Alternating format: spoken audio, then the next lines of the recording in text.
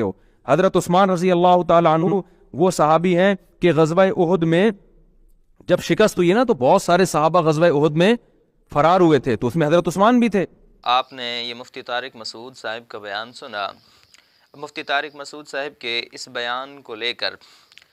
رافضیوں نے social media پہ upload کیا اور عنوان قائم کیا کہ دیکھو ہماری بات مفتی طارق مسعود صاحب بھی کر رہے ہیں، اب ان پہ بھی ایف آئی آر کٹاؤ، انہیں بھی گستاخ صحابہ کہو، ان پہ بھی لعن طعن کرو، اسے بھی خارج اسلام قرار دو۔ حقیقت کیا ہے کہ جب جنگ احد لگی تھی تو جنگ احد کے اندر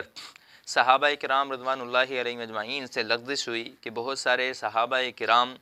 میدان جنگ کو چھوڑ کر ادھر ادھر ہو گئے، تو اس کے بعد پھر آ کے جمع ہوئے، پھر جنگ لڑی گئی تو اللہ تعالیٰ نے فتح عطا کی۔ اب اس جنگ کو ذکر کرنے کے بعد اللہ تبارک و تعالی فرار ہونے والوں، وہاں سے چلے جانے والوں کا ذکر کر کے فرماتے ہیں وَلَقَدْ عَفَا اللَّهُ عَنْهُمْ کہ اللہ تعالیٰ نے انہیں معاف کر دیا۔ جب خالق کائنات نے انہیں معاف کر دیا، جو صاحب شریعت ہے انہوں نے معاف کر دیا،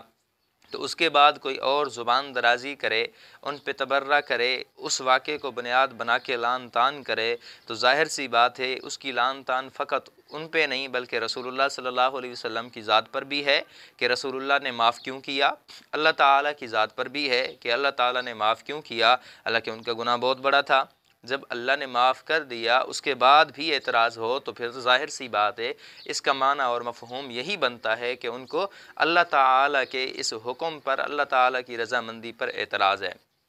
جہاں تک بات ہے مفتی طارق مسعود صاحب کی، تو مفتی طارق مسعود صاحب نے کوئی ایسی گستاخی والی بات نہیں کہی، بلکہ مفتی طارق مسعود صاحب کا اگر پورا بیان سنا جائے، پورے بیان کو بغور دیکھا جائے تو پھر اس میں کسی قسم کا شبہ نہیں رہتا۔ مفتی طارق مسعود صاحب آگے وضاحت کر رہے ہیں اس بیان کی، آگے مفتی صاحب اس بیان کے اندر ان صحابہ کرام رضوان اللہ علیہ مجمعین کے لیے قرآن مجید میں اترنے والے حکم وَلَقَدْ عَفَا اللَّهُ عَنْهُمْ کو بیان کر رہے ہیں کہ اللہ تعالیٰ نے انہیں معاف کر دیا۔ جب معاف کر دیا تو اس کے بعد اس کا تذکرہ کرنا بنتا ہی نہیں ہے کہ ان کو قابل جرم یا قابل سزا قرار دیا جائے۔ جہاں تک بات ہے رافضیت کی، ان کے پیجز کی یا ان کے اعتراض اور شبہات کی، تو انہیں جب قرآن پہ اعتراض ہے، اللہ کی ذات پہ اعتراض ہے، محمد الرسول اللہ کی ذات پہ اعتراض ہے، اگر وہ مفتی طارق مسعود صاحب پہ اعتراض کرتے ہیں یا کسی اور عالم دین پر اعتراض کرتے ہیں یا صحابہ پہ اعتراض کرتے ہیں تو پھر